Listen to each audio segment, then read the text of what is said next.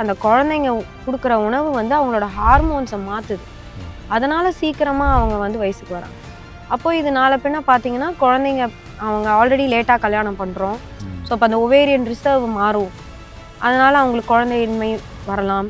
ஏன்னா அது வந்து மரபணுவை மாற்றுற அளவுக்கு இருக்கக்கூடிய விஷயங்கள் தான் நம்மளோட உணவில் பேக்கெட் உணவுகள் வந்து சேர்க்குறாங்க. ஸோ அப்போ அந்த மரபணு மாற்றப்படுற அந்த ஒரு எஃபெக்ட் இருக்குன்னா அப்போ வர குழந்தைங்க நோயாளியாக வர்றதுக்கு நிறையா வாய்ப்பு இருக்குது. ஸோ சின்ன வயசுலேயே அவங்களுக்கு டயபெட்டிஸ் வரக்கு வாய்ப்பு இருக்குது. சின்ன வயசுலேயே ஏதாவது ஒரு சின்ன ட்ரிகர் எடுத்தாலும் கேன்சராக மாறுறதுக்கு வாய்ப்பு இருக்குது. ஒரு பேக்கெட்டில் அவ்வளோ தேவையில்லாத இன்க்ரீடியன்ஸ் எல்லாம் வச்சு நிறைய ஃபுட்டு வருது. அதை வந்து யார்கிட்டையும் கேள்வி கேட்க மாட்டாங்க, சயின்டிஃபிக் எவிடன்ஸ் கேட்க மாட்டாங்க, இதனால் எனக்கு சாப்பிட்டா பிரச்சனை வருமானு ஒன்றும் கேட்க மாட்டாங்க. அதை போய் அழகாக சூப்பர் மார்க்கெட்லேருந்து வாங்கிட்டு வந்து நம்ம சாப்பிட்றோம். ஆனால் ஒரு சிறுதானியத்தை சாப்பிடுன்னு நம்ம சொன்னோன்னா அந்த டாக்டர் இந்த சிறுதானியம் சாப்பிடக்கூடாதுன்னு சொன்னாங்க, இந்த டாக்டர் இதை சாப்பிடக்கூடாதுன்னு சொன்னாங்க, இதை சாப்பிட்டா தைராய்டு வந்துடும். அந்த அளவுக்கு நம்மளை வந்து மாற்றி வச்சுருக்காங்க. இப்போ ஹோட்டல் பிரியாணினா நீங்கள் இப்படி கிராஸ் பண்ணோடனே வெளியில் ரோட்லேயே உங்களுக்கு அந்த ஸ்மெல்லு வந்து தூக்கிட்டு போய் உள்ளே உட்கார வச்சிடும். ஆனால் வீட்டில் நீங்கள் எவ்வளோ ஹை கிளாஸ் இன்க்ரீடியன்ஸ் போட்டிங்கனாலும் வீட்டில் அந்த ஸ்மெல் வராது. ஓகே, அப்போ வீட்டில் வராத ஒரு விஷயம் அங்கே வருதுன்னா அப்போ அது தப்பாக இருக்குது அப்படிங்கிற அந்த மைண்ட் செட்டுக்கு வரணும். ஸோ இப்போ நம்ம அம்மா நமக்கு வயிற்றுலேருந்து வெளில வரப்போ நமக்கு அந்த நுண்குருமியை கொடுத்துருப்பாங்க, அந்த குட் பாக்டீரியாங்கிறது. அதில் நீங்கள் ஒன்ஸ் அழிச்சிட்டிங்கன்னா அது அழிச்சது தான். அதுக்கப்புறம் நீங்கள் ஒரு சில ஸ்ட்ரெயினை தான் நீங்கள் திருப்பி உங்கள் உடம்புக்குள்ளே எடுத்துகிட்டு வர முடியுமே தவிர திருப்பி அந்த பழைய நிலைமைக்கு போகிறதுக்கு வாய்ப்பு இருக்குன்னா வாய்ப்பு இல்லை. ஒரு உணவை எடுக்கிறீங்க, அது உங்கள் வயிற்றுக்கு போய் உள்ளுக்குள்ளே இருக்க அந்த நுண்கிருமியை வந்து டேமேஜ் ஒரு நுண்கிருமியை நீங்கள் டேமேஜ் பண்ணுற மாதிரி ஒரு உணவை எடுத்திங்கனாலும் அது தப்பு தான். 75% வந்து விட்டமின் டி டெஃபிஷியண்ட்டாக இருக்கும். ஏன்னா நம்ம வந்து சன்னை பார்க்குறதே இல்லை, அதை பார்த்தா ஏதோ நம்மளுக்கு கேன்சர் வந்துருங்கிற மாதிரியே பார்க்குறாங்க. அது ரொம்ப தப்பு. சன் இல்லாமல் எதுவுமே கிடையாது. இந்த புல்லு முளைக்குமா, இலை தலை விளைவிக்கிறீங்கன்னா இப்போ அதுக்கு வந்து பிரச்சனை வரதுக்கு முன்னாடியே இவ்வளோ களைக்கொல்லியும் இவ்வளோ விஷயங்களும் போட்டால் அப்போ அந்த மண்ணில் இருக்க பாக்டீரியா அப்படி அது செத்துச்சுன்னா அந்த நீங்கள் சாப்பிடக்கூடிய பொருளில் எப்படி சத்து இருக்கும்? நம்ம மருந்து மாத்திரையிலே டிபெண்ட் ஆகிடுறது தான். அதை திருப்புறதுக்கு ஒரு வழியே நம்ம யோசிக்கிறது இல்லை. இருந்தாலும் அதை கடைப்பிடிக்கிறதுக்கும் நிறைய பேர் கஷ்டப்படுறாங்க. மாவு சத்தை கொஞ்சம் கம்மி பண்ணிவிட்டு கரெக்டாக அன்பாலிஷ்டு எடுத்துக்கிட்டு ஃபைபர் இருக்க மாதிரி சிறுதானியம் அந்த மாதிரிலாம் கொஞ்சம் நிறையா இன்க்ளூட் பண்ண ஆரம்பித்தோன்னா டயட்டில் கண்டிப்பாக மாறிடும். ஈஸியாக ரிவர்ஸ் பண்ணிடலாம், டயபெட்டிஸே ரிவர்ஸ் பண்ணலாம்.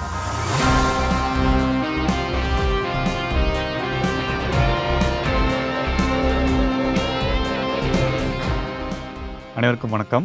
பல நோய்களுக்கு மருந்து தான் தீர்வா அப்படின்னு பார்த்தீங்கன்னா இல்லை அது மண்ணிலிருந்து வரணும் அப்படின்னு சில பேர் சொல்கிறாங்க.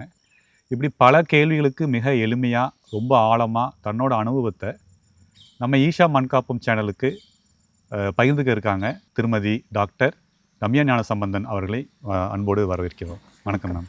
மேம், இப்போது மருத்துவமும் விவசாயமும் இந்த இரண்டுமே பார்த்தீங்கன்னா ரொம்ப எக்ஸ்ட்ரீமான ஒரு ஏரியா. ஸோ இந்த ரெண்டையும் எப்படி நீங்கள் உங்கள் லைஃப்பில் நீங்கள் நினச்சிங்க? இந்த ஜேர்னி எப்படி ஸ்டார்ட் ஆச்சு? இந்த ஜேர்னி எனக்கு ஸ்டார்ட் ஆனது ஒரு பேஷண்ட் மூலியமாக தானுங்க. ஒரு கேன்சர் பேஷண்ட் வந்தாங்க. ஸோ அவர் வந்து எதுவுமே கிடையாது. அவர் வந்து ஒரு சிங்கிள் பேரண்ட்டு, 2 பெண் குழந்தைங்களுக்கு அப்பா. அவங்களுக்கு வந்து மெக்கானிக்காக இருந்தார். அவர் வந்து கிட்டத்தட்ட 60 வருஷமாக வீடு வேலை இவ்வளோ தான், அவரோட வாழ்க்கையே இவ்வளோ தான். வெளியில் பெருசாக சாப்பிட மாட்டார், டீ டோட்டலர், எந்த ஒரு கெட்ட இதுவும் கிடையாது, பழக்க வழக்கங்க எதுவுமே கிடையாது. ஸோ அப்படி இருக்கும் பட்சத்தில் அவருக்கு வந்து கேன்சர், அதாவது ஆசன வாயில் அங்கே கோலன் கிட்ட கேன்சர் வந்துச்சுன்னு சொன்னாங்க. ஸோ அப்போ அதை அவர் ட்ரீட் பண்ணுறதுக்கு போனதில் ஸோ பேசிக்காக அவர் என்கிட்ட வந்தப்போ ஆசன வாய் க்ளோஸ் பண்ணிட்டாங்க, வெளியில் வந்து பை வச்சு அதில் தான் மலம் வந்து வருது. ஸோ அந்த மாதிரி ஒரு சூழ்நிலையில் தான் வராங்க. ஸோ அவர் வந்தப்போ அவ்வளோ துடிச்சு போயிட்டார். என்கிட்ட வந்து பேஷண்ட்டை வெளியில் அங்கே வெயிட் பண்ணிகிட்டு இருக்கப்போ நான் கேமராலேருந்து பார்க்குறேன். கிட்டத்தட்ட 1.5 மணி நேரம் ஆச்சு நான் மற்ற பேஷண்ட் பார்த்து அவரை பார்க்கறதுக்கு. 1.5 மணி நேரம் நின்றுட்டே இருந்தார். ஸோ எனக்கு அப்போ தெரியல ஏன்னு. ஆனால் உள்ளே வந்து கேட்கும் போது என் ஃபுல் கன்சல்டேஷன் அவர் நின்றுட்டு தான். ஏன்னு கேட்டால் அந்த இடத்துல உட்கார முடியாது அவரால். ஏன்னா வலி, அந்த வலி நைட்டு தூங்க மாட்டார்.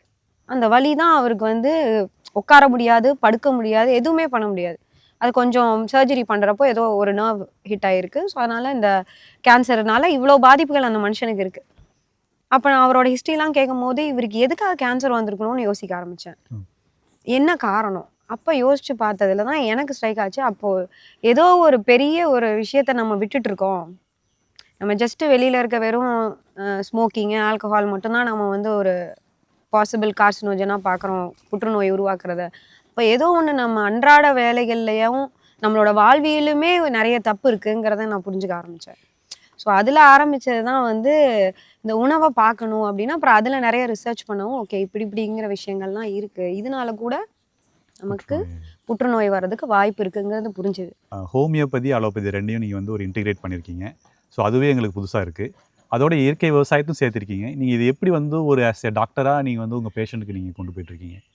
நான் பேஷண்ட்ஸ் வந்தாங்கன்னா அவங்களுக்கு அலோபதி தான் தேவைப்படுது அப்படின்னா சில சர்ஜிக்கல் பேஷண்ட்ஸ்லாம் வருவாங்க, அவங்களுக்கு சர்ஜரி தான் ஆப்ஷனே. பட் ஆனால் அந்த மோஸ்ட்லி நாள்பட்ட வியாதிகள் இப்போ சோரியாசிஸ், ஆட்டோ இம்யூன் கண்டிஷன்ஸ் அந்த மாதிரிப்பட்ட விஷயம், வெண்புள்ளியில் வருவாங்க, இந்த மாதிரி நிறைய மென்டல் டிப்ரெஷன் ஆகட்டும், அப்புறம் டயபெட்டிஸு, ஹைப்பர் டென்ஷன், அந்த மாதிரி எல்லா நாள்பட்ட வியாதிகளும் வந்து நீங்கள் வந்து ஹோமியோபதியும் அழகாக உணவையும் கரெக்ட் பண்ணிட்டாலே ஈஸியாக சரியாயிடும். என்னை பொறுத்த வரைக்கும் ஹோமியோபதியுமே வந்து அசிஸ்டிங் தான்.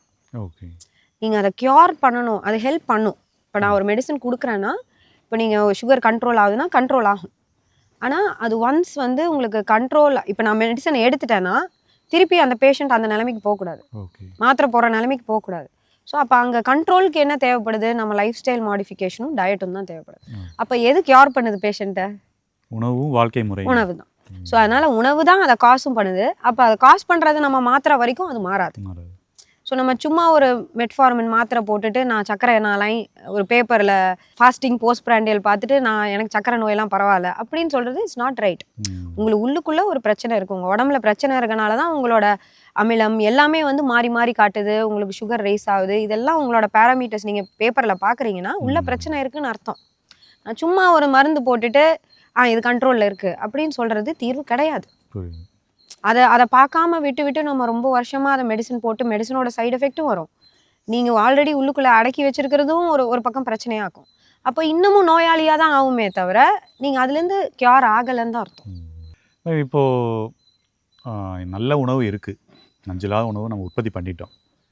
ஆனால் இன்றைக்கி இருக்க ட்ரெண்டு, நீங்கள் எங்கள் லைஃப் ஸ்டைல் ட்ரெண்டு கவனிச்சிங்க அப்படின்னா ஹாப்பி ஈட்டிங், டிப்ரெஸ் ஈட்டிங், ஒரு தனிமையாக ஃபீல் பண்ணாலும் கூட சில சமயம் உணவு சில பேருக்கு சப்போர்ட் பண்ணுன்னு சொல்லி அதை ஒரு பெருமையாக சொல்கிறாங்க. இந்த ஓவர் ஈட்டிங் அந்த ஒரு கலாச்சாரம் வந்து எப்படி நம்ம இன்றைக்கி இருக்கக்கூடிய நோய்களுக்கு என்ன வந்து பண்ணுது? ஸோ அது வந்து தவிர்க்கணுமா, இல்லை அது எந்த லெவலில் வச்சுக்கிட்டா நல்லது? கண்டிப்பாக தவிர்க்கணுங்க. ஓகே, இப்போ காட்டு வேலை செய்கிறவங்களே 2 வேளை தான் சாப்பிட்றாங்க. ஓகே, நல்லா யோசிச்சு பார்த்தா காட்டு வேலை செய்கிறவங்களே 2 வேளை தான் சாப்பிட்றாங்க. நம்ம ஏசி ரூமில் உட்காந்துக்கிட்டு உடல் உழைப்பு இல்லாமல் 5 வேளை சாப்பிட்றது எப்படி கரெக்ட் ஆகும்? ஸோ அப்போ அந்த சாப்பாடு செரிக்காமல் நீங்கள் இன்னொரு உணவு போடுறீங்கன்னா அது எல்லா உபாதையும் கொடுக்கும். ஸோ சொசைட்டி என்ன சொல்லுதோ அதை தான் நம்ம கேட்கணுங்கிற மாதிரி ஒரு மைண்ட் செட்டுக்கு வந்துட்டோம். இங்கே கேட்க வேண்டியது நீங்கள் உங்கள் உடம்பு என்ன சொல்லுது. பசிக்குதா சாப்பிடுங்க, பசிக்கலையா தொடாதீங்க, ஒரு டீ கூட குடிக்க தேவையில்லை. ஸோ அது எல்லாமே இந்த பசுமை புரட்சிக்கு அப்புறம் நம்மளை வந்து இந்த இடத்துல இதை பண்ணுங்க, இதை பண்ணாதான் எங்களுக்கு இங்கே ப்ராஃபிட்னு ஒரு சில பேர் சொன்னனால நம்ம இங்கே அதுக்குள்ளே விழுந்து, அதாவது நம்ம பிளானட்லேயே இந்தியாவில் தான் வந்து டயபெட்டிஸ் ஜாஸ்தி. ஸோ அப்போ அந்த அளவுக்கு நம்ம இருக்கோன்னா, ஏன்னா நமக்கு அரிசி ரொம்ப ஜாஸ்தியாக கிடைக்குது, ஸோ ஈஸியாக கன்சியூம் பண்ணலாம், அதுக்கேற்ற உடல் உழைப்பும் இல்லை. அப்படிங்கிறப்போ சாப்பிட்டது எப்படியாவது வெளியில் போகணும் இல்லையா, எனர்ஜி, அதுக்குரிய வேலைகள் நம்ம பண்ணுறதே கிடையாது. ஸோ அப்படிங்கிறப்போ நம்ம டயபெட்டிஸ் ரிஸ்க் ஜாஸ்தி தான். அது மோஸ்ட்லி இந்த அல்ட்ரா ப்ராசஸ்ட் ஃபுட்டு தாங்க. அதாவது பேக்கெட்டில் வர ஷெல்ஃப் லைஃபுக்காக சில விஷயங்களை ஆட் பண்ணி நமக்கு கொடுக்குறாங்க இல்லைங்களா, அப்படிப்பட்ட ஃபுட்டு எல்லாமே கெடுதல் தான் என்னை பொறுத்த வரைக்கும். அது எல்லாமே ஒரு உணவை எடுக்கிறீங்க, அது உங்கள் வயிற்றுக்கு போய் உள்ளுக்குள்ளே இருக்க அந்த நுண்கிருமியை வந்து ஒரு நுண்கிருமியை நீங்கள் டேமேஜ் பண்ணுற மாதிரி ஒரு உணவை எடுத்தீங்கனாலும் அது தப்பு தான். இல்லை நம்ம மைண்டுக்கே சொல்லிக்கலாம் என்றைக்காவது ஒரு நாள் தானே நம்ம சாப்பிட்றோம், ஆனால் உள்ளே இருக்க வயிறுக்கு நீங்கள் அதை சொல்லி புரிய வைக்க முடியாது. உள்ளே இருக்க நுண்கிருமிக்கு நீங்கள் என்றைக்காவது ஒரு நாள் தான் நீ செத்துப்போ அப்படின்னு அதுக்கிட்ட சொல்ல முடியாது இல்லையா. ஸோ அப்போ அதோட சைடு எஃபெக்ட் நமக்கு இருக்கத்தான் செய்யும். இப்போ என்னைக்காவது ஒரு நாள் நான் பரோட்டா சாப்பிட்றேன் அப்படின்னா அதை சாப்பிட்றீங்க, அதுக்கு உள்ளே இருக்க நீங்கள் உள்ளே போட்டதுக்குரிய விஷயங்கள் உள்ளே நடந்துட்டு தான் இருக்கும். ஸோ இப்போ நம்ம அம்மா நமக்கு வயிற்றுல இருந்து வெளில வரப்போ நமக்கு அந்த நுண்குருமியை கொடுத்துருப்பாங்க, அந்த குட் பாக்டீரியாங்கிறது. அதில் நீங்கள் ஒன்ஸ் அழிச்சிட்டிங்கன்னா அது அழிச்சது தான். அதுக்கப்புறம் நீங்கள் ஒரு சில ஸ்ட்ரெயினை தான் நீங்கள் திருப்பி உங்கள் உடம்புக்குள்ளே எடுத்துகிட்டு வர முடியுமே தவிர திருப்பி அந்த பழைய நிலைமைக்கு போகிறதுக்கு வாய்ப்பு இருக்குன்னா வாய்ப்பு இல்லை. அதனால் அந்த உணவு 1% வந்து நமக்கு தப்பு பண்ணுதுனாலும் அதை வந்து நம்ம தூர வைக்கிறது தான் நல்லது. மேம், இப்போது பேக்கேஜ்டு ஃபுட்டு, ப்ராசஸ்டு ஃபுட்டு, அப்புறம் ஜங்க் ஃபுட்டு, இப்படி நிறையா ஃபுட்டு இருக்குது. இது பேரே வந்து ஜங்க் ஃபுட்டுன்னு இருக்குது.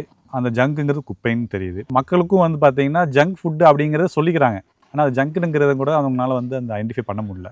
ஒரு பேக்கெட்டில் அவ்வளோ இன்க்ரீடியன்ஸ் தேவையில்லாத இன்க்ரீடியன்ஸ் எல்லாம் வச்சு நிறைய ஃபுட் வருது.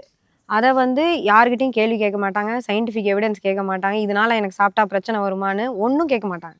அதை போய் அழகாக சூப்பர் மார்க்கெட்லேருந்து வாங்கிட்டு வந்து நம்ம சாப்பிட்றோம். ஆனால் ஒரு சிறுதானியத்தை சாப்பிடுன்னு நம்ம சொன்னோன்னா, அந்த டாக்டர் இந்த சிறுதானியம் சாப்பிடக்கூடாதுன்னு சொன்னாங்க, இந்த டாக்டர் இதை சாப்பிடக்கூடாதுன்னு சொன்னாங்க, இதை சாப்பிட்டா தைராய்டு வந்துடும். அந்த அளவுக்கு நம்மளை வந்து மாற்றி வச்சுருக்காங்க. இயற்கையில் வர உணவு எதையுமே நம்மளை வந்து கஷ்டப்படுத்தாது. ஆனால் நீங்கள் அதை கரெக்டாக குக் பண்ணி கரெக்டாக சாப்பிட்டீங்கன்னா அது பிரச்சனையே கொடுக்காது. இது வந்து நம்ம மக்களோட மைண்ட் செட்டை வந்து மாற்றுறது ஒரு பெரிய சேலஞ்சாக தான் இருக்குது. ஆனால் இப்போ நிறைய மக்கள் அதை புரிஞ்சுக்கிட்டு வராங்கன்னு தான் நான் நினைக்கிறேன். ஸோ அதை வந்து நீங்கள் எங்கே கேள்வி கேட்கணுமோ அங்கே கேளுங்க, இங்கே கேட்காதீங்கிறது தான் என்னோட இது. ஸோ அதனால் வந்து கரெக்டாக எது உணவு இருக்குங்கிறது வந்து நம்ம அடிப்படையை புரிஞ்சுக்கணுன்னா அவங்க ரிசர்ச் பண்ண ஆரம்பிக்கணும்.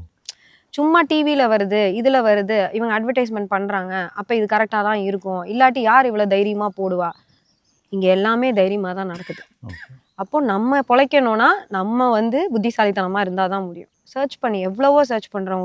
ஒரு ஷூ வாங்குறதுக்கு அவ்வளோ சர்ச் பண்ணுறோம், ஒரு சட்டை வாங்குறதுக்கு இது நல்லா இருக்குமா அது நல்லா இருக்குமா, இவ்வளோ சர்ச் பண்ணுறா. நம்மளால் வயிற்றுக்குள்ளே ஒரு உணவு போடுறத சர்ச் பண்ண முடியலன்னா அது எவ்வளோ ஒரு என்ன சொல்கிறது, எவ்வளோ ஒரு அறியாமை. அதனால் உணவு தான் நம்மளுக்கு ஃபஸ்ட்டு முக்கியம். அதனால் இந்த முடிஞ்ச வரைக்கும் பேக்கெட்டில் வரதெல்லாம் அவாய்ட் பண்ணிக்கிறது நல்லது தாங்க. ஸோ ப்ரெக்னெண்ட்டாக இருக்கும்போது குழந்தையோட தன்னால் எந்த டிசைனும் பண்ண முடியாது. ஸோ இப்போ அம்மா வந்து அந்த குழந்தைய வளர்த்துறாங்க கருவில். ஸோ இப்போ ப்ரெக்னென்ட் உமன்ஸ்க்கு வந்து எந்த மாதிரியான ஒரு விழிப்புணர்வு இருந்தால் நல்லது மேம்?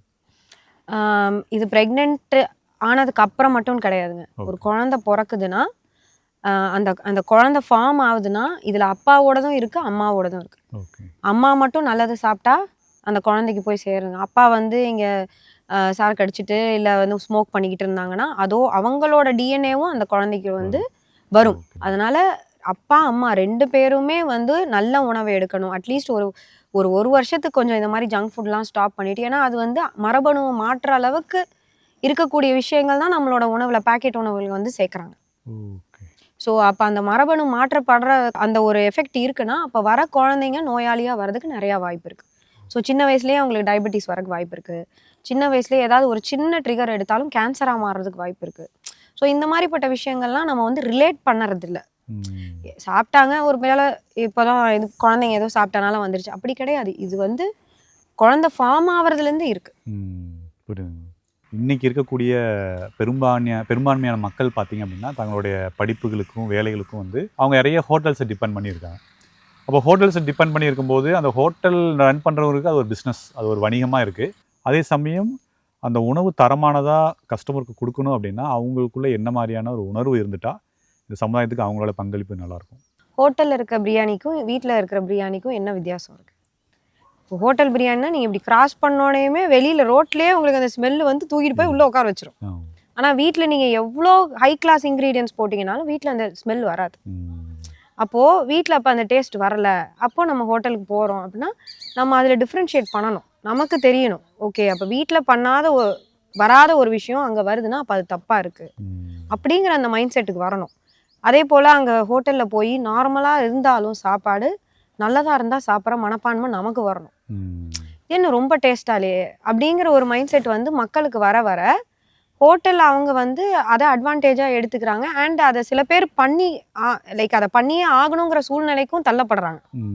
நல்லா பண்ணணும்னு நினைக்கிற ஹோட்டல் முதலாளிகளுமே வந்து இந்த பக்கத்தில் இருக்க ஹோட்டல் என்னென்னவோ ஆட் பண்ணி டேஸ்ட் கொண்டு வந்துடுறான், அப்போ நமக்கு இங்கே போனி ஆகணும்னா நம்ம அது மாதிரிலாம் ஆட் பண்ணாதான் ஆகணும் அப்படிங்கிற ஒரு சூழ்நிலைக்கும் கொண்டு வராங்க.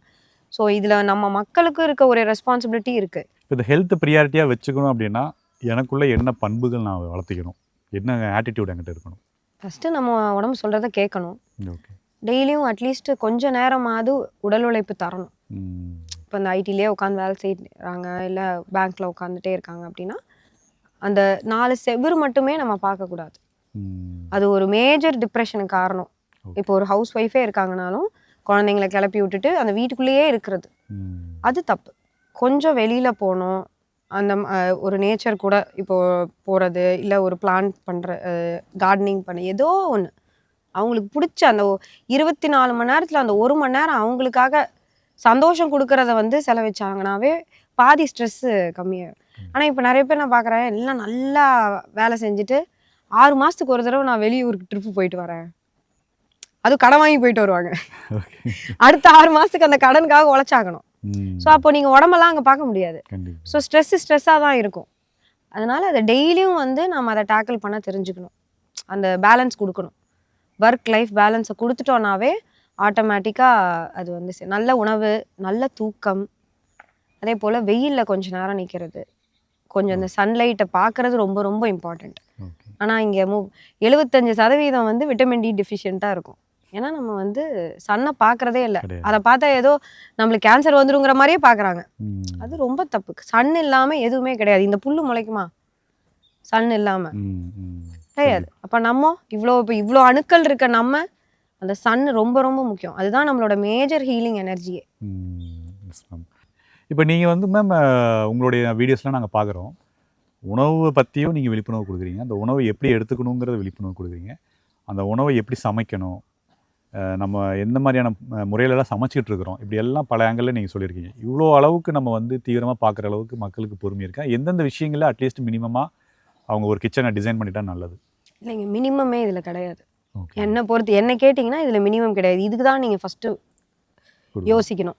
உங்களுக்கு டைம் இருக்கோ இல்லையோ, இதுதான் உங்களை வந்து லைஃப்பை ரன் பண்ண வைக்க போகுது. முடிஞ்ச வரைக்கும் நஞ்சு இல்லாத உணவு வச்சுக்கோங்க. நஞ்சு இல்லாமல் நமக்கு வந்து பெஸ்டிசைடு அதெல்லாம் போடாமல் உங்களால் இது பண்ண முடியுதுன்னா வச்சுக்கோங்க. இப்போது நீங்கள் ஒரு சிட்டியில் இருக்கீங்க அப்படின்னா அட்லீஸ்ட் ஏதோ மொட்டை மாடி இதில் வந்து கொஞ்சம் விளை வச்சு ஏதாவது பண்ண முடியுமான்னு பாருங்கள். இப்போ அது ஆனால் நம்ம அதை சொன்னோன்னா இது ரொம்ப காஸ்ட்லி, நான் என்ன எப்படி நான் ஏழையாக இருக்கவங்க நான் என்ன பண்ணுறது அப்படி. அதாவது நான் என்ன இதை யோசிக்கிறேன்னா, நம்ம எல்லாருமே ஒரு பாயிண்ட் ஆஃப் டைம்ல வந்து நல்ல உணவை வந்து காசு கொடுத்தா வாங்க வேண்டிய சூழ்நிலைக்கு நம்மளே கொண்டு வந்துட்டோம். இதுல தப்பு நம்மகிட்டயுமே இருக்கு, நம்ம முன்னோர்கள்கிட்டயும் இருக்கு. அவங்களோடதுல அவங்க வந்து தெளிவா இருந்தாங்க, இது கரெக்ட் தான் அப்படின்னா நம்ம நிலத்துக்குள்ள இது வந்திருக்காது. அதனால அந்த தப்பு நம்ம கிட்ட இருக்கு. இதை சரி பண்றதும் நம்ம கிட்ட தான் இருக்கு. ஸோ அதை நம்ம கையில எடுத்து ஆகணும். இப்போ காசு ஜாஸ்தியா இருக்கு கம்மியா இருக்குங்கிறத பேசினா இது வந்து இன்னும் பேடாக தான் போகும்னு நான் நினைக்கிறேன். அட்லீஸ்ட் நமக்கு அந்த ப்ராஃபிட் இல்லைனாலும் நம்ம அடுத்த வர தலைமுறைக்கு அந்த ப்ராஃபிட் இருக்கணுங்கிறது நான் யோசிக்கிறேன். ஏன்னா நம்ம பெரிய வீடு விட்டுட்டு போகிறோம், பெரிய படிப்பு கொடுத்துட்டு போகிறோங்கிறது வந்து அவங்கள வாழ்நாள் ஃபுல்லாகவே வந்து காப்பாற்றுமான்னு கேட்டிங்கன்னா கிடையாது. அவங்களோட ஹெல்த்து தான் அவங்கள மெயினாக காப்பாற்றும். ஸோ அதை வந்து ஒரு பாசிட்டிவ் இதாக எடுத்து அது கொஞ்சம் காஸ்ட்லியாக இருந்தாலும் நம்ம கொஞ்சம் விளைய வைக்கிறவங்க ஃபார்மர்ஸ்க்கு கொஞ்சம் ஹெல்ப் பண்ணுற மாதிரி இருந்ததுன்னா அவங்க ஆட்டோமேட்டிக்காக இத்தனை பேர் வாங்குறதுக்கு ரெடியாக இருக்காங்க அப்படின்னு தெரிஞ்சதுன்னா ஒன்றும் இல்லை. நம்மளே கூட இப்போ சிட்டிலே இருக்காங்கன்னா ஒரு 10 ஃபேமிலி மட்டும் ஒன்று சேர்ந்து பக்கத்தில் இருக்க ஒரு இயற்கை விவசாயிகிட்ட கொடுத்து எனக்கு இதெல்லாம் கொஞ்சம் விளை வச்சு கொடுங்க அப்படின்னு சொல்லி அவங்க கிட்ட வாங்க ஆரம்பிச்சாங்கன்னா இது மாதிரி இன்னும் நிறைய பேர் வருவாங்க. ஏன்னா நம்ம தான் இங்கே நார்மல் நம்ம லேமேன் இருக்கோம் இல்லைங்களா, நம்ம தான் இங்கே டிசைடிங் அத்தாரிட்டி. அது ஃபார்மர்ஸ் வந்து மாறணும்னு நினச்சாலும் அவங்க அதை இன்னைக்கு விளைய வச்சுட்டு அதை விற்க முடியலன்னா அவங்க வந்து இப்போ இவ்வளோ சூசைடு வந்ததுக்கு ஏன் காரணம்? விலை இல்லை. அப்போ அதை விளைய வச்சு வாங்குறதுக்கு ஆள் இல்லைன்னா என்ன பண்ணுவாங்க? அப்போ அவங்க கூட நம்ம வந்து நிற்கணும். உங்களுக்கு இந்த தலைமுறையை மாற்றணும் அப்படிங்கிற ஒரு இது இருக்குன்னா நம்ம அதில் இறங்கி நிற்கணும். இல்லை என் வீடு மட்டும் ஏதோ இப்படியே இருந்து அப்படி அது வந்து சுயநலமாக நான் பார்க்குறேங்க. அது அந்த நம்ம சுயநலமாக இருக்க வேண்டிய இடத்துல நம்ம இப்போ இல்லை. ஏன்னா நம்மளது ஆல்ரெடி போயிடுச்சு, நம்மளோட மண் வளம் ஆல்ரெடி போயிடுச்சு. இதை நம்ம மீட் எடுக்கலன்னா இன்னமும் ரொம்ப கஷ்டம். So it's high time we do that. Okay. So ஒரு மனிதனுக்கு எந்த மாதிரியான உணவு காம்போ மிக்ஸாக இருக்கணும் ஒரு நாளைக்கு? அவங்களுக்கு கண்டிப்பாக அதில் கார்ப் இருக்கணும். கார்ப்னா நம்ம மாவு சத்து இருக்கணும், புரதச்சத்து ரொம்ப இம்பார்ட்டண்ட். அதே போல் காய்கறிகள், இந்த ஃபைபர் ரிச் நீர் காய்கள், புடலங்காய், பீர்க்கங்காய், இந்த மாதிரிப்பட்ட விஷயங்கள். வெறும் கிழங்குலையே வாழக்கூடாது. ஸோ நீர்க்காய்கள் இன்னும் நிறைய எடுத்துக்கணும். அதே போல் நமக்கு வந்து ஃபேட்ஸ், ஹெல்தியாக ஃபேட்டுன்னு இருக்கு இல்லைங்களா. இப்போ ஒரு முட்டை எடுத்துக்கிறோம், நெய், அதை அந்த நெய்யில் அடல்ட்ரேஷன் இல்லாமல் ஒரு நாட்டு மாட்டு நெய்யில் உங்களால் அதை எடுக்க முடியும் அப்படின்னா அது கண்டிப்பாக ஹெல்ப் பண்ணும். ஸோ அந்த மாதிரி ஹெல்தி ஃபேட்ஸ். இங்கே பிரச்சனை எல்லாமே ப்ராசஸ் பண்ணதில் தான். இப்போ நம்ம வயிறும் இந்த மண்ணும் வேற கிடையாது. இந்த ஒரு கைப்பிடி மண் எடுத்தோன்னு வச்சுக்கோங்க, அதில் நிறைய நுண்கிருமி இருக்குது. ஸோ இப்போ நம்ம வயிற்றுக்கு பிரச்சனை வந்தால் ஆன்டிபயோட்டிக் போடுறோம். கண்டிப்பாக கரெக்டுங்களா? பிரச்சனை வரலனாலும் போடுறோம், அது வேற விஷயம் சொல்கிறேன். போடுறோம். ஆமாம், அது போடுறோம். அப்போது நீங்கள் இப்போ ஒரு ஒரு ஒரு இலை தலை விளைவிக்கிறீங்கன்னா இப்போ அதுக்கு வந்து பிரச்சனை வரதுக்கு முன்னாடியே இவ்வளோ களைக்கொல்லியும் இவ்வளோ விஷயங்களும் போட்டால் அப்போ அந்த மண்ணில் இருக்க பாக்டீரியா சாகாதா? அப்படி அது செத்துச்சுன்னா அந்த நீங்கள் சாப்பிடக்கூடிய பொருளில் எப்படி சத்து இருக்கும்? அதுலேயும் உயிர், அந்த சத்தான உயிர் இருக்காது. ஏன்னா இப்போ அதனால தான் நம்ம வந்து இப்போ சாப்பாடு சாப்பிட்றோமோ இல்லையோ இப்போ டாக்டர்ஸ் கிட்ட போனால் இந்த சப்ளிமெண்ட் எடுங்க, இத்தனை சப்ளிமெண்ட் எடுங்கன்னு இன்னும் கொஞ்ச நாளில் மாறும். எப்படி மாறும்னா சாப்பாட்டுக்கு பதில் இந்த சப்ளிமெண்ட் மட்டும் எடுத்துக்கோங்க, உங்களுக்கு இன்னும் கன்வீனியண்ட்டாக இருக்கும். அந்த சப்ளிமெண்ட்டும் இயற்கையிலேருந்து தானே வந்தாகணும், வரணும். அதை வந்து கொஞ்சம் கான்சென்ட்ரேட்டட் போர்ஷனில் கொடுக்குறோம் அப்படிம்பாங்க. நான் ஏன் அது அந்த நிலைமைக்கு போனோன்னா நம்ம சாப்பாட்டில் சத்து இல்லை. அது ஏன் சத்து இல்லாமல் போச்சுன்னா நம்மளோட மண்ணில் அந்த சத்து இல்லை. அந்த மண்ணிலிருந்து இப்போ மண்ணுக்குள்ளே இருக்கிற அந்த ஒரு மெக்னீஷியம் ஆகட்டும் இல்லை ஜிங்க் ஆகட்டும் அதை வந்து எடுத்து கொண்டு போய் அந்த வேருக்கு கொடுக்கறதுக்கு அங்கே நுண்ணுயிர் தேவை. அந்த நுண்ணுயிர் இல்லைன்னு அதை எல்லாத்தையும் அழிச்சிட்டோம், இருக்கிற மண்புழு அழிச்சிட்டோம் அப்படின்னா அப்போ அது எப்படி அங்கே போகும்? நீங்கள் ஜஸ்ட் NPK போட்டால் அது ஏறிடுமா? எவ்வளோ சதவீதம் ஏறும் அது? அதாவது இப்போது எனக்கு இந்த ஜங்க் ஃபுட்டும் சாப்பிட்றோம், நல்ல உணவும் சாப்பிட்றோம், எது நம்மளோட வயிற்றுக்கு ஈஸியாக அப்சார்ப் ஆகும்? நமக்கே அதுக்கு ஆன்சர் தெரியும், நல்ல உணவு தான் ஆன்சர் ஆகும். இப்போ NPKங்கிறது ஜங்க் ஃபுட் மாதிரி தான். நீங்கள் அதை போட்டுட்டு இதை இவ்வளோ தான் அப்சார்ப் ஆகும்னு நீங்கள் சொன்னீங்கன்னா அங்கே அந்த நுண்ணுயிர் இல்லாமல் எப்படி அது அப்சார்ப் ஆகும்? சும்மா நம்ம வேணால் மனசு தேத்திக்கலாம், போட்டோம் எல்லாம் நல்லா வந்துடும், கொஞ்ச நாளைக்கு வரும், எவ்வளோ நாள் தாங்கும் அது?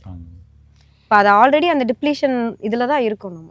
ஸோ அதுக்காக கண்டிப்பாக நம்ம இயற்கை விவசாயத்துக்கு வரணும்.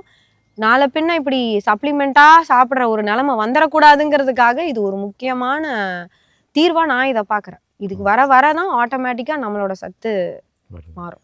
சின்ன ஒரு உணவு பழக்கம் அவங்க லைஃப் லாங்காக அதை எடுத்துகிட்டு போகிறதுனால அவங்களுக்கு ஏதாவது ஒரு ஆனது ஒரு சிம்டமாக வரலாம்.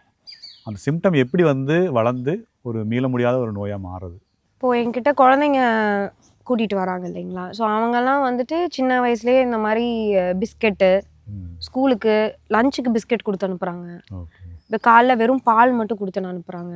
ஸோ அந்த மாதிரிலாம் இருக்கப்போ கரெக்டான உணவு இல்லைன்னா அந்த குழந்தைங்க வெயிட் போட ஆரம்பிப்பாங்க, சீக்கிரமாக வயசுக்கு வர்றது.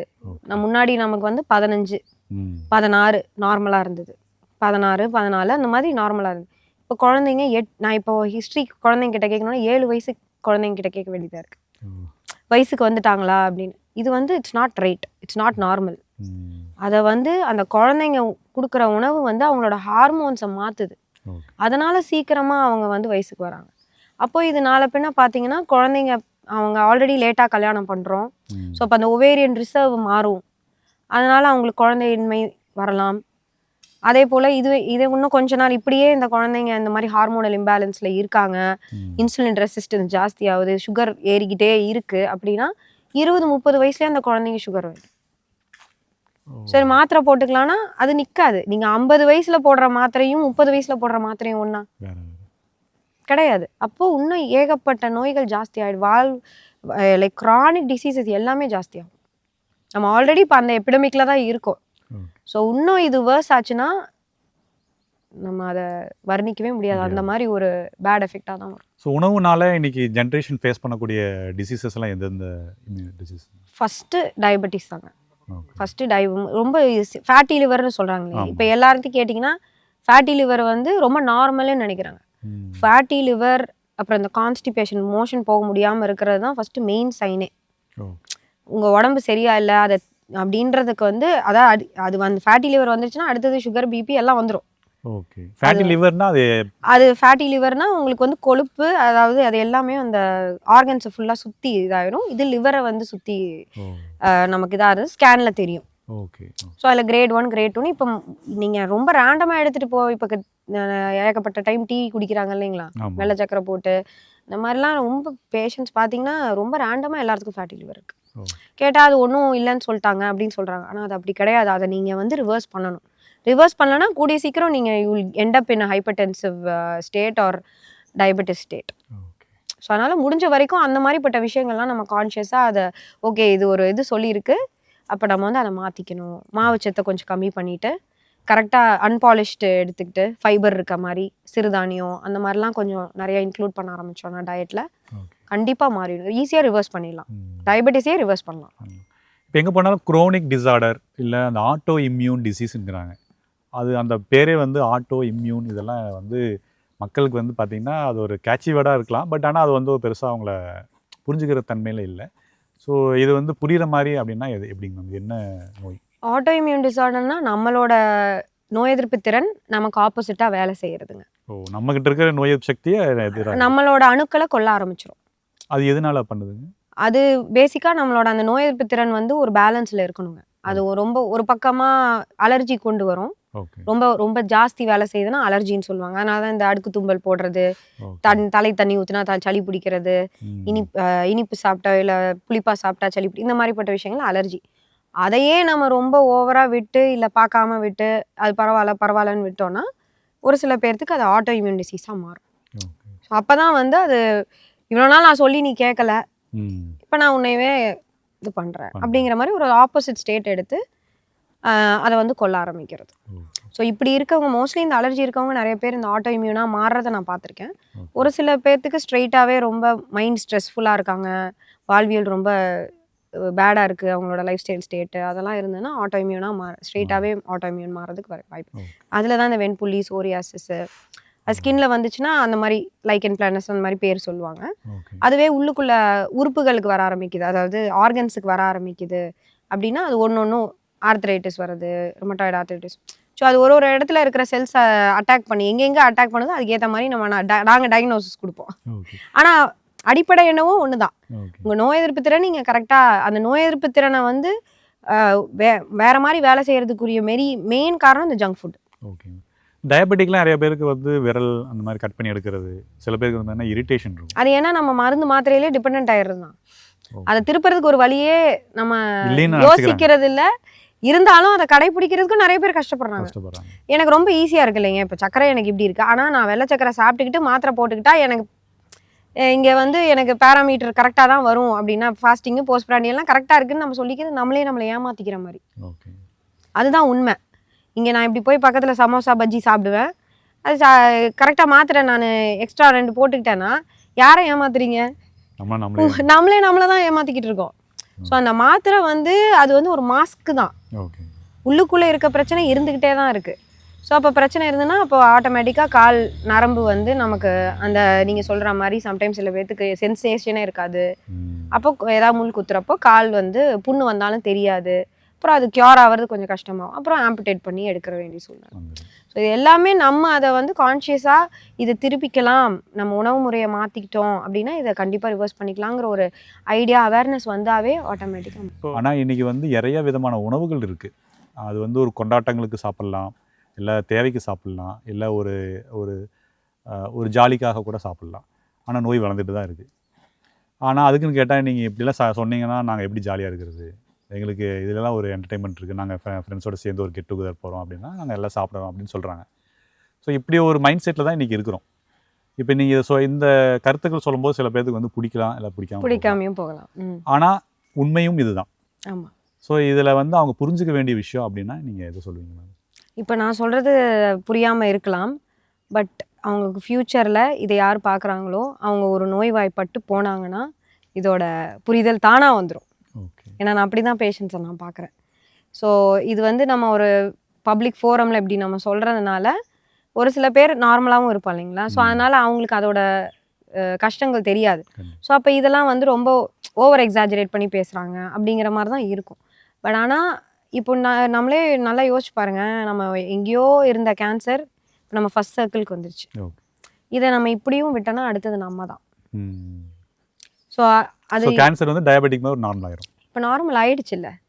ஆமாம், அவங்களுக்கு கேன்சர் இருக்குது, முன்னாடிலாம் கேன்சரா எப்படி அவங்களுக்கு வந்துச்சு அப்படின்னு கேட்டுட்டு இருந்தவங்க அவங்களுக்கு கேன்சர் வந்துருச்சான் அப்படிங்கிற அளவுக்கு மாறி இருக்கு. இனி அடுத்தது நமக்கு வந்தாலும் அப்படி தான் இருக்கும். ஸோ இங்கே வந்து நம்ம புரிஞ்சுக்க வேண்டியது என்னென்னா நம்ம முட்டாளாக இருக்கக்கூடாதுங்கிறத நான் ஸ்பெசிஃபை பண்ணுறேன். ஒன்றும் இல்லைங்க, ரொம்ப சிம்பிள், இயற்கையோட ஒன்றி வாழுங்க. ஸோ இயற்கையோட ஒன்றி வாழணுங்கிற மைண்ட் செட் வந்துருச்சுனாவே நம்ம நிறைய அன்வான்ட் திங்ஸை வந்து வெளியில் கொண்டு வந்துடும். ஸோ நீங்கள் கரெக்டாக தூங்குறது, காலையில் எந்திரிச்சு வெயில் பார்க்குறது, அந்த 4 செவத்துக்குள்ளேயே அந்த டிவியோ ஃபோனையோ அதை மட்டுமே பார்த்துட்டு இருக்கிறது, இந்த மாதிரிப்பட்ட விஷயங்கள்லாம் ஆட்டோமேட்டிக்காக வெளியில் போயிடும். ரொம்ப தூக்கங்கிறது ரொம்ப இம்பார்ட்டண்ட். அந்த சன் கீழே போகிறப்போ நம்ம போய் படுக்கிறது ரொம்ப இம்பார்ட்டன்ட். காலையில் எழுந்திரிச்சு அதுக்கப்புறம் வேலை பார்க்குறது, 4 மணிக்கு எழுந்திரிச்சு இல்லை 5 மணிக்கு எழுந்திரிக்கிறது இட்ஸ் ஃபைன். ஸோ அந்த மாதிரி நம்ம அது கூட ஒன்றி நம்ம வாழ ஆரம்பித்தோன்னாவே we can sort out the வேன்னு தான் நான் சொல்லுவேன். அது உங்களுக்கே புரிஞ்சிடும். யாருமே சொல்ல தேவையில்லை. டாக்டர் வந்து சொல்லணும்னு கிடையாது, சயின்டிஸ்ட் வந்து சொல்லணும். நம்மளே அதில் எக்ஸல் பண்ண ஆரம்பிச்சிருவோம். ஸோ நீங்கள் சொல்கிற ஒரு உண்மையான விஷயம் ரொம்ப சிம்பிளானது, ஆனால் புரியறது இல்லை பெரும்பாலும். அது அவங்களுக்கு ஆனால் புரியும். ஒன்ஸ் அதை வந்து தேட ஆரம்பிச்சிட்டாங்கன்னா அது ஆட்டோமேட்டிக்காக வந்துடும், அது கரெக்டாக வந்துடும். ஓகே, ரொம்ப நன்றிங்க மேம். ரொம்ப நன்றி, தேங்க்யூ. பல தொழில் முனைவோர்கள் தங்கள் தொழில் ரகசியங்களை உங்களுக்கு சொல்லித்தர வர மார்ச் 8ஆம் தேதி நம்ம ஈஷா மண்காப்பும் இயக்கமும் KPR பொறியியல் கல்லூரியும் இணைந்து நடத்தும் வீட்டில் இருந்தே வருமானம் சாத்தியம் 2.0 அப்படின்ற மாபெரும் கருத்தரங்கத்திற்கு உங்களை தேடி வராங்க. முன்பதிவிற்கு இந்த நம்பருக்கு கூப்பிடுங்க.